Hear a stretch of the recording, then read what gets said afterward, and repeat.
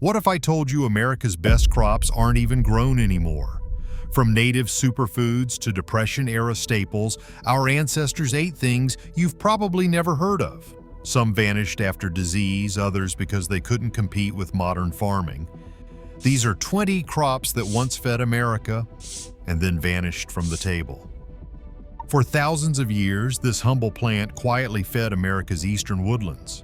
Known as pitseed goosefoot, it belongs to the genus familiar as lamb's quarters, yet it was once cultivated as a grain, not just for its leaves.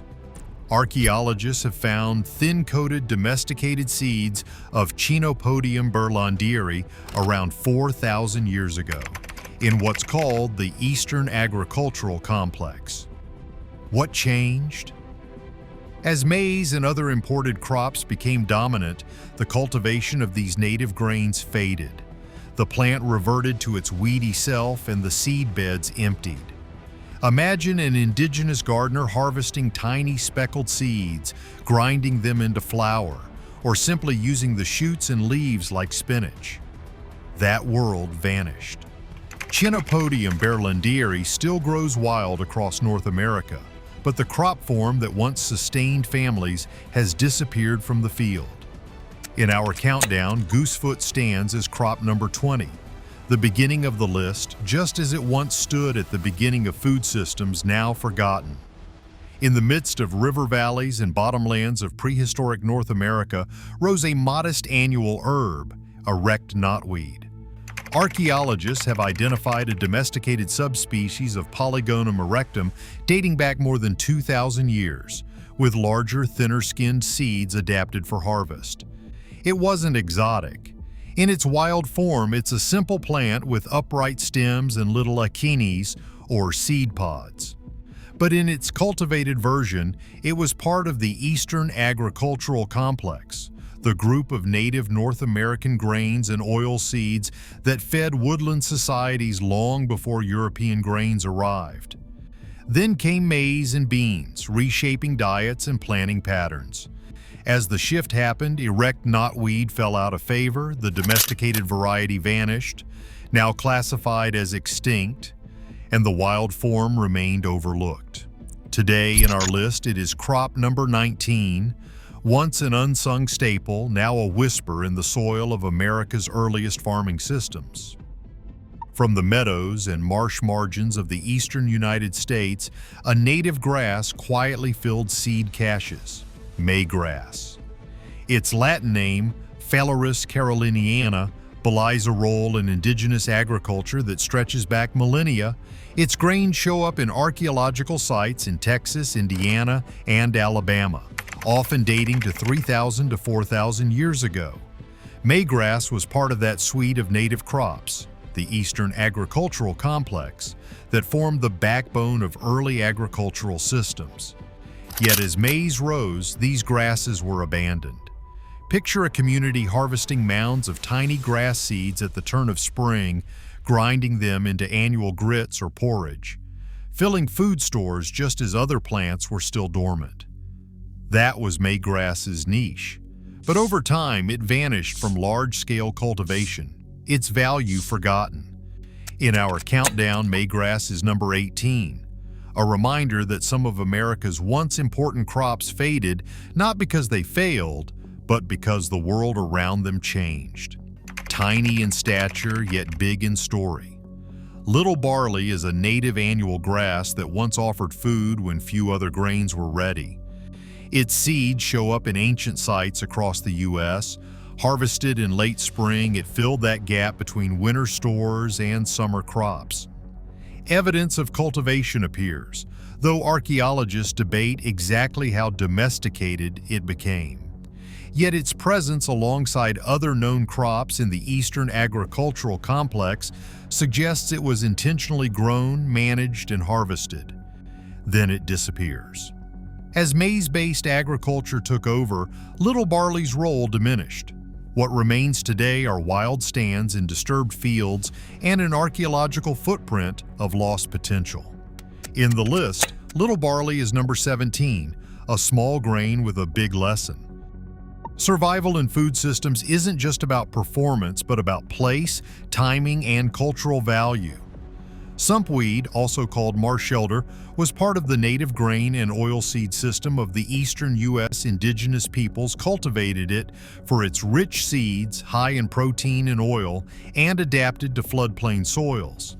But it came with problems: strong odor, allergenic pollen, and seed pods that were a bit tricky. When maize and other imported crops appeared with greater yields and fewer drawbacks, sumpweed lost ground. Eventually, this domestic crop form faded, leaving only wild relatives. Imagine marshy fields being tended to produce dense stands of sumpweed, seed heads harvested and dried before floodwaters arrived. That scene is gone. In our countdown, it lands as number 16, a native powerhouse with the right biology but bad timing, here to remind us that a crop's success depends on more than just yield. Which of these should stage a comeback? And which have you actually tasted? Drop your memories or recipes in the comments. If you love rediscovering America's lost foods, smash subscribe, ring the bell, and vote below on which crop gets a deep dive episode next. At one time, buckwheat fields waved across American pioneer landscapes, fast-growing, hardy, apt for marginal soils, and perfect for hungry settlers. Native to Asia, it was introduced to North America in the 1600s, and by the mid-19th century, more than 1 million acres of buckwheat were planted in the United States. Its dark triangular seeds became flour for pancakes, porridge, and bread, a crop shaped by the basic needs of rural communities. But then the shift began, as wheat, corn, and other major grains surged with mechanization, chemical fertilizers, and expansive acreage. Minor grains like buckwheat lost ground. By the early 1900s, U.S. buckwheat acreage had plummeted from dominance to only tens of thousands of acres. Buckwheat remains, but the era when it fed America's fields is gone. In our countdown, it takes position number 15, a tribute to a crop that once offered resilience, speed, and sustenance, and then stepped aside for a quieter role. Imagine stalks of cane waving in the warm breeze of the American South, the syrup makers tapping, boiling, and pouring thick amber-sweet sorghum syrup onto hot biscuits and grits. That was the scene for sweet sorghum, a variety of the grass sorghum grown especially for its sugary stalks. Introduced in the 1850s partly as a domestic alternative to cane sugar, it became common in farms throughout the South and Midwest. By the mid-20th century, the crop still held a meaningful place in rural households. Yet post-World War II, the combination of mechanization, cheaper imports of cane sugar, and the shift of sorghum acreage into forage and feed diminished the syrup industry. By the 1950s, about 90% of sweet sorghum acreage had turned to forage, and syrup production shrank dramatically. Now, sweet sorghum sits in our list at number 14. Once a home front sweetener, now mostly a footnote in American agriculture, waiting in the wings of revival. In the marshy waterways of South Carolina's low country, a variety of rice emerged that would build fortunes, Carolina gold. Its long golden grains carried the weight of an economy, the labor of the enslaved, and the flavor of a region. By the Civil War, 3.5 million of the 5 million bushels of U.S. rice, Carolina gold was a standout. But that success was fragile. A major hurricane in 1911, the end of enslaved labor, siltation, competition from other rice varieties, and mechanization all converged. Commercial production collapsed by 1927. Then decades of near silence enveloped it, until horticulturists and heirloom growers revived seed stocks in the 1980s and beyond. The rice came back, but in small acreage, as an heirloom and culinary treasure more than a mass staple. In our countdown, it stands at number 13, a crop that once was America's rice, then all but vanished, only to surface again with purpose. Under the hot, arid stretch of America's Southwest, the Tepary bean quietly thrived. Native to the U.S., Mexico, and Central America, the Tepary bean was cultivated by indigenous communities for thousands of years, adapted to dryness, minimal water, and tough terrain. It provided protein, resilience, and a food security suited to the desert margins. But as industrial agriculture tuned itself toward high-yield staples and irrigated crops, Tepary beans quietly receded into small-holder fields and niche gardens. They never scaled to the bean aisles of supermarkets. Today, they persist, appreciated among agrobiodiversity advocates and traditional growers, but no longer a central staple in the American food supply. That gives the Tepary bean the spot number 12 in our list. A native legume born of hardship, still surviving but no longer feeding the nation at large. Imagine a vine trailing along streams and forest margins in eastern North America, its tubers buried beneath like small potatoes, rich in protein, known and harvested by indigenous peoples. That is the story of the American groundnut. It was reported among the foods given to early settlers and to have helped them survive early winters in the New World. But despite its promise, nitrogen-fixing, nutritious, native, the groundnut never scaled into mainstream cultivation. Research efforts in the late 20th century tried to domesticate it, but the vine habit, small tuber size, and other traits hindered mass production. Today, the American groundnut is little more than a botanical curiosity, revered by permaculture enthusiasts, overlooked by commodity agriculture. In our countdown, it appears at number 11, a lost crop in plain sight, part of America's food heritage, yet never reclaimed as a major staple. Before potatoes ever hit North America, indigenous people were already digging for groundnuts. This native vine grows along rivers, producing clusters of protein-rich tubers. Early colonists survived harsh winters thanks to them, and for a time the Indian potato was a cherished food. Yet it never made the leap to large-scale farming. The vines tangled, the tubers varied in size, and new imports like true potatoes outperformed it in yield. By the 1900s, the groundnut was forgotten. Today, scientists recognize its exceptional nutrition and nitrogen-fixing roots. A lost crop with modern promise. It once filled bellies when nothing else could. Now it waits quietly in the wetlands, ready for rediscovery. In the deserts of the Southwest, the Tepary bean was survival food. Cultivated for over 5,000 years by indigenous peoples, it thrived where others failed, needing almost no water, enduring scorching heat, and storing protein for lean seasons. When industrial farming arrived, it was deemed too small, too slow, too wild. By the mid-20th century, the Tepary had nearly vanished from mainstream agriculture. But now, as the climate warms, farmers are taking another look. Hardy, nutritious, and deeply American, the Tepary bean might yet reclaim its place on the table. The comeback story of a bean that refused to die. Carolina Gold wasn't just rice, it was the foundation of a southern empire. Grown in the tidal swamps of the Lowcountry, its golden grains built fortunes and defined a cuisine. By the mid-1800s, it was America's premier rice exported worldwide. Then came war, hurricanes, and the collapse of the plantation system. By 1927, Carolina Gold vanished from fields. For decades, it was considered extinct, until a few dedicated growers revived it from surviving seed stocks. Today, it's grown again in small amounts, not as an industry, but as a legacy.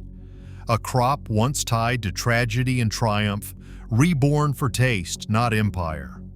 Before refined sugar filled kitchen jars, sweet sorghum syrup sweetened America's biscuits and pies. Grown across the South and Midwest, it was the poor man's sugar. Resilient, renewable, and homemade. Families boiled the cane in backyard mills, filling the air with the smell of caramel and smoke. But by the 1950s, imported sugar and corn syrup crushed the industry. The fields went fallow, the mills rusted away, and sorghum faded from the national taste. Only a few heritage farmers still press it today, keeping alive a tradition that once poured golden sweetness over the heartland. A century ago, buckwheat pancakes were a breakfast staple in every American farmhouse. The crop was easy to grow, fast to mature, and thrived where others failed. In the 1800s, more than 1 million acres were planted nationwide, its white blossoms painting the countryside. But industrial agriculture had no room for small grains that couldn't be mechanized or processed on a massive scale. As chemical fertilizers boosted corn and wheat yields, buckwheat disappeared from rotation. By mid-century, it was gone from most farms. Today, it lingers as a niche health food rich in protein and flavor, but no longer a staple. Once the farmer's friend, now just a relic of the breakfast table. Sumpweed or marsh-elder, Eva annua. It wasn't pretty, but it was powerful. Sumpweed, also called marsh-elder, was the protein source of ancient North America. Indigenous farmers cultivated it for its oily seeds, packing more calories per acre than modern sunflower or soybean. But there was a catch. Sumpweed smelled terrible and triggered allergies. As new crops arrived, it was quickly abandoned, the domesticated form dying out entirely. Archaeologists still find its seeds in prehistoric granaries, proof of its importance before corn eclipsed everything. Imagine tending acres of tall, weedy stalks that made you sneeze but kept your family alive. Sumpweed fed civilizations, then vanished from history. A reminder that progress doesn't always taste sweet. Little barley, Hordeum pusillum. Before there were amber waves of grain, there was little barley, a native cereal that once grew from the Midwest to the Great Plains. Early Americans harvested its seeds by hand, parched them, and ground them into meal. Archaeologists have found charred remains of cultivated little barley dating back 3,000 years, showing it was one of the first grasses purposefully tended in North America. It grew fast, needed little care, and filled the hungry gap of spring. But like many early crops, little barley couldn't compete when corn and wheat took over. Today, it's found mostly in disturbed soil and forgotten corners, rarely recognized for its ancient role in feeding this continent. A grain so small most people step on it without a thought, once vital, now invisible. When spring came to prehistoric America, Maygrass meant survival. This native cereal ripened early, weeks before other grains, bridging the hunger gap between winter's end and summer's abundance. Archaeological evidence shows indigenous communities gathered and cultivated it for at least 4,000 years. Its seeds were roasted, ground, and turned into hearty gruel. But as new crops like maize and beans swept north, Maygrass was forgotten, its fields left to go wild. By the 19th century, it was known only to botanists.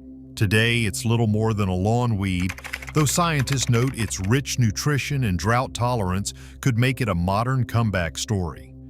Once it carried families through the lean months.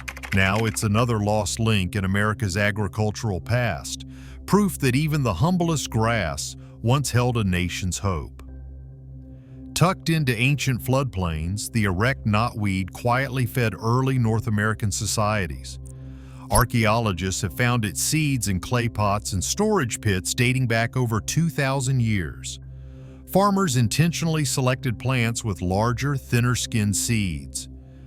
Proof of domestication. It was a key player in what scientists call the Eastern Agricultural Complex, a system of native grains that once sustained millions.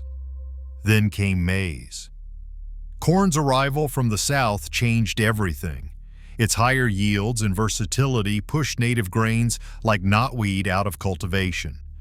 Within a few generations, the domesticated form disappeared, leaving behind only the wild weed that still grows along streams and gardens today.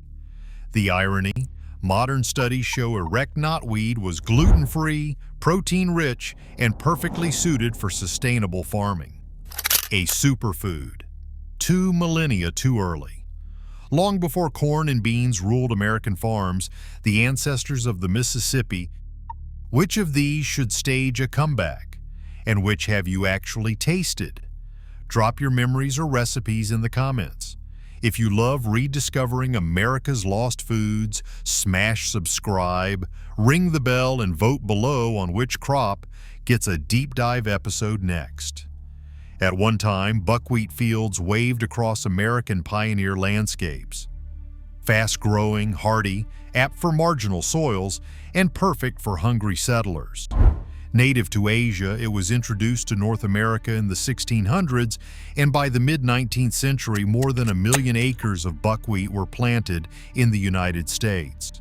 Its dark triangular seeds became flour for pancakes, porridge, and bread, a crop shaped by the basic needs of rural communities.